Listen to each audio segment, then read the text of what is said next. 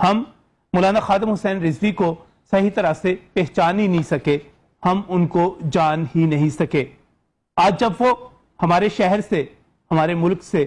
ہمارے عالم سے، ہماری دنیا سے رخصت ہو رہے ہیں، یہاں سے جا رہے ہیں، تو میں آپ کو ان کے بارے میں آج کے پروگرام میں بہت کچھ بتانا چاہتا ہوں۔ 1966 میں اٹک میں پیدا ہونے والے مولانا خادم حسین رضوی، مسلسل جدوجہد کی علامت۔ مولانا خادم حسین رضوی، آپ یہ کہہ سکتے ہیں کہ ناموس رسالت، حرمت رسول صلی اللہ علیہ وسلم پر پہرا دینے والا شاید ہی ایسا کوئی شخص ہو، اور تاریخ میں جب بات کی جائے گی تو ان کا نام یقینی طور پر مولانا مودودی، مولانا عبدالستار خان نیازی اور مولانا شاہ احمد نورانی کے ساتھ لیا جائے گا، جنہوں نے ختم نبوت کے لیے، جنہوں نے حرمت رسول کے لیے بڑا نام کمایا، بڑی قربانیاں دی، بڑی تحریکیں چلائیں۔ میں مولانا خادم حسین رضوی کے بارے میں اگر یہ کہوں کہ وہ صرف ایک مذہبی رہنما نہیں تھے بلکہ ایک کمال کے سیاسی رہنما بھی تھے تو آپ کو شاید حیرت ہوگی۔ میں اگر آپ کو یہ بتاؤں کہ جب ہم مولانا خادم حسین رضوی کے بارے میں بات کرتے ہیں تو وہ ملک کی 5ویں بڑی سیاسی جماعت اور پنجاب کی 3ری بڑی سیاسی جماعت کے سربراہ تھے، اور یہ بات میں آپ کو صرف جذبات کے حوالے سے، ان کے مریدوں سے بات کر کے، ان کے فالوورز سے بات کر کے، ان کی پارٹی کے لوگوں سے بات کر کے نہیں بتا رہا، بلکہ میں آپ کے سامنے کچھ حقائق رکھنے جا رہا ہوں۔ یہ درست ہے کہ یہ جماعت بہت پرانی جماعت، سیاسی جماعت نہیں ہے۔ ممتاز قادری کو ہونے والی پھانسی کے بعد جو اجتماع ہوا وہاں پر اس کے بارے میں فیصلہ ہوا، اور پھر 26 جولائی 2017 کو اس سیاسی جماعت کو الیکشن کمیشن آف پاکستان میں رجسٹرڈ کروایا گیا۔ 2017 میں یہ جماعت رجسٹرڈ ہوئی اور 2018 میں عام انتخابات ہوئے، اور اس سے پہلے 17 ستمبر 2017 کو جب لاہور میں ایک ضمنی انتخاب ہوا، سابق وزیر اعظم محمد نواز شریف کو قومی اسمبلی کی سیٹ سے اور وزارت عظمیٰ سے نااہل کیا گیا، اور یہاں پر ضمنی انتخاب ہوا۔ بیگم کلثوم نواز کو وہ سیٹ، وہ ٹکٹ وہاں پر مسلم لیگ نون نے دی۔ ان کے مقابلے میں بیگم یاسمین راشد صاحبہ تھی جو پاکستان تحریک انصاف کی رہنما ہیں، وہ ہار گئیں۔ بیگم کلثوم نواز جیت گئیں، لیکن یہاں پر 30 نمبر پر جو جماعت تھی وہ تحریک لبیک پاکستان تھی، ان کے امیدوار تھے۔ میں آپ کو جس بنیاد پر یہ کہہ رہا ہوں کہ تحریک لبیک پاکستان پنجاب کی 3ری بڑی سیاسی جماعت، اس کی بنیاد 2018 کے عام انتخابات ہیں۔ 2018 کے عام انتخابات کے نتائج سب سامنے آئے۔ پاکستان تحریک انصاف اور مسلم لیگ نون کے بعد قومی سطح پر تحریک لبیک پاکستان نے 2.2 ملین ووٹ حاصل کیے۔ یہ 5ویں بڑے ووٹ تھے، اور کوئی سوچ بھی نہیں سکتا تھا کہ جہاں پر دینی جماعتوں میں ہی متحدہ مجلس عمل جیسی جماعت موجود ہے، سیاسی اتحاد موجود ہے، جس میں جماعت اسلامی، JUP، JUI، ساجد میرزا، پتہ نہیں کون سی جماعتیں اس میں شامل ہیں، تو اس موقع پر انہوں نے جو ووٹ لیے وہ حیران کن تھے، اور پنجاب میں یہ 3ری بڑی سیاسی جماعت بن کر سامنے آئی۔ مسلم لیگ نون اور پاکستان تحریک انصاف کے بعد جس جماعت نے سب سے زیادہ کرین کے انتخابی نشان پر ووٹ لیے وہ اسی شخص کی جماعت تھی جس کی تصویر آپ اس وقت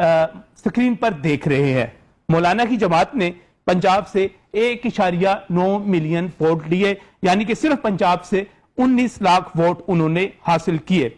آپ کو شاید اندازہ نہ ہو کہ یہ کتنی بڑی کامیابی تھی ایک نئی سیاسی جماعت کے لیے، ایک عام مولوی کی سیاسی جماعت کے لیے، جس کے مقابلے پر جماعت اسلامی بھی تھی، جس کے مقابلے پہ JUI بھی تھی، دینی سیاسی اتحاد بھی تھے، ملی مسلم لیگ بھی تھی، اور بھی سیاسی جماعتیں تھیں۔ اگر یہاں پر متناسب نمائندگی کا نظام رائج ہوتا اور ووٹوں کی بنیاد پر سیٹوں کا فیصلہ ہوتا، تو میں آپ کو بتانا چاہتا ہوں کہ متناسب نمائندگی کی بنیاد پر پنجاب سے تحریک لبیک پاکستان نے جتنے ووٹ حاصل کیے اس کی بنیاد پر پنجاب سے اس کے پاس قومی اسمبلی کی 9 سیٹیں ہوتی، قومی اسمبلی کی 9 سیٹیں ہوتی۔ اور اگر یہی فارمولہ، یہی متناسب نمائندگی ہم پنجاب اسمبلی پہ لگاتے تو پنجاب اسمبلی میں مولانا خادم حسین رضوی کی کرین کے انتخابی نشان پر 21 MPA ہوتے۔ قومی اسمبلی میں 9 MNA اور پنجاب میں 21 MP ہوتے. اس کے مقابلے میں جو MMA ہے متحدہ مجلس عمل وہ صرف 0.44 ملین ووٹ لے سکا جبکہ ان کے ووٹ 1.9 ملین تھے. یہ ایک ایسی سیاسی جماعت بن کر سامنے آئی. میں پھر کہہ رہا ہوں کہ میں مولانا کو ایک عام مولوی کے طور پر آپ کے سامنے نہیں لا رہا, ایک سیاستدان کے طور پہ لا رہا ہوں جن کو ہم شاید کچھ دھرنوں کے حوالے سے جانتے ہیں, اور انہوں نے دھرنوں کی سیاست بھی کامیابی کے ساتھ کی,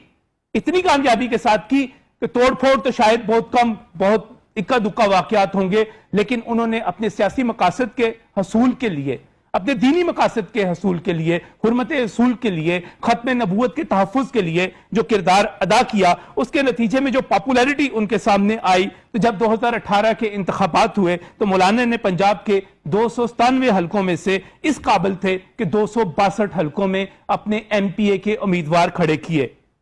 مولانا نے پنجاب کی قومی اسمبلی کی 141 نشستوں میں سے 121 پر الیکشن لڑا. یہ ان کی پاپولیرٹی کا یہ بڑا ایک منہ بولتا ثبوت ہے. اور مولانا خادم کے امیدوار 88 حلقوں میں تیسرے نمبر پر رہے, رنر اپ بھی رہے,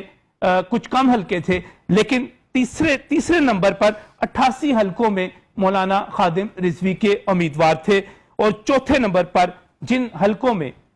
مولانا کے امیدوار آئے ان کی تعداد ہے 82, یعنی کہ چوتھے نمبر پر وہ رہے. اور یہ میں آپ کو ایک اور بات بتاتا چلوں کہ 8 حلقے ایسے تھے جن میں مولانا کے امیدواروں کے ووٹ 50,000 سے لے کر 1 لاکھ تھے. مولانا کی پاپولیرٹی کے بارے میں کچھ اور آپ کو بتاتا چلوں کہ لاہور, اٹک, گجرات, شیخوپورہ, یہ 4 شہر ایسے تھے جہاں مولانا کے امیدواروں نے, مولانا کی جماعت نے 1 لاکھ سے زیادہ ووٹ لیے. اور لاہور میں جس شہر میں بیٹھ کے ہم بات کر رہے ہیں مولانا خادم رضوی کے 2,08,000 ووٹ تھے. ایک تجزیہ ہوا اس کے بعد, اس بھی بات کروں گا کہ یہ کس کو فائدہ ہوا, کس کو نقصان ہوا. لیکن ایک بڑی عجیب بات آپ کو اور بتاتا ہوں کہ مولانا نے عام انتخابات میں 8 خواتین کو بھی ٹکٹ دیے. پنجاب میں اگرچہ وہ کوئی سیٹ نہیں جیت سکے لیکن سندھ اسمبلی کی کراچی سے انہوں نے 2 نشستیں بھی جیتیں. ایک اور تجزیہ ہوا, بڑے سینئر صحافی ہیں لاہور کے, انہوں نے جب انتخابات کا تجزیہ کیا تو انہوں نے 2 ٹوک انداز میں بتایا کہ مولانا قومی اسمبلی کے 13 حلقوں میں نواز لیگ کی شکست کا باعث بنے. اور اس کے بعد جب ہم مذہب کے حوالے سے تقسیم کی بات کرتے ہیں, جب ہم اس سیاست کی بات کرتے ہیں تو میرے سامنے یہ آتا ہے کہ مولانا پوری طرح بریلوی ووٹ جو ہے اس کا اعتماد حاصل کرنے میں کامیاب ہو گئے. ہمارے پاس جو سیاسی جماعتیں عام طور پہ جب ہم جمعیت علماء اسلام کی بات کرتے ہیں, جماعت اسلامی کی بات کرتے ہیں, تو یہ دیوبندی مکتبہ فکر کی جماعتوں کے طور پر سامنے آتے ہیں. لیکن مولانا کی پارٹی جو تھی وہ بریلوی مکتبہ فکر کی جماعت تھی. اس سے پہلے بریلوی مکتبہ فکر کا ووٹ جمعیت علماء پاکستان کے پاس ہوا کرتا تھا, اور JUP کے بارے میں کہا جاتا ہے کہ 1970 کے الیکشن میں انہوں نے اتنے ہی ووٹ لیے تھے جتنے مولانا نے ان انتخابات میں لیے. یہ ایک بڑی مزیدار, بڑی دلچسپ صورتحال ہے کہ مولانا خادم حسین رضوی, جنہیں ہم شاید ایک اکھڑ مولوی کے طور پہ, ایک دھرنا دینے والے مولوی کے طور پر جانتے ہیں, وہ ایک کامیاب سیاستدان تھے اور پنجاب میں اور پاکستان کی سیاست میں ان کا ٹھیک ٹھاک قسم کا اثر تھا. ان کے اثر کے حوالے سے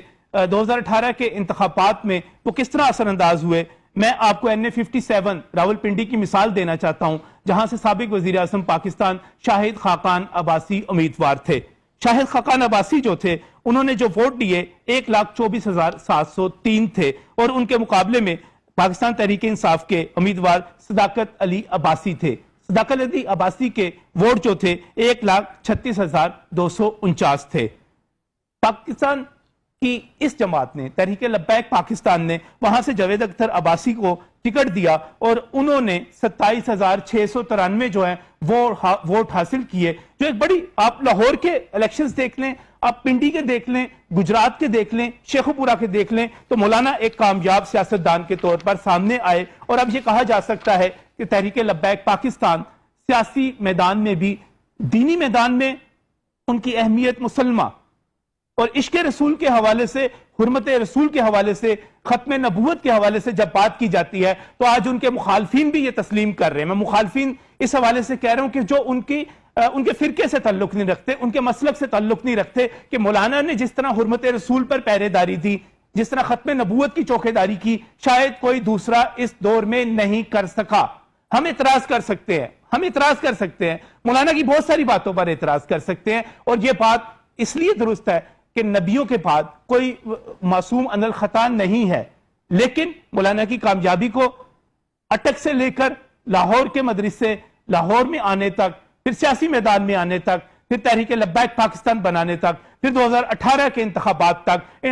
ان انتخابات کے بعد اب تک فرانس کے سفیر کو ملک بدر کرنے کے مطالبے پر حکومت کو جھکا لینے تک, اس معاہدہ کرنے تک مولانا ایک کامیاب سیاستدان کے طور پر بھی سامنے آئے ہیں.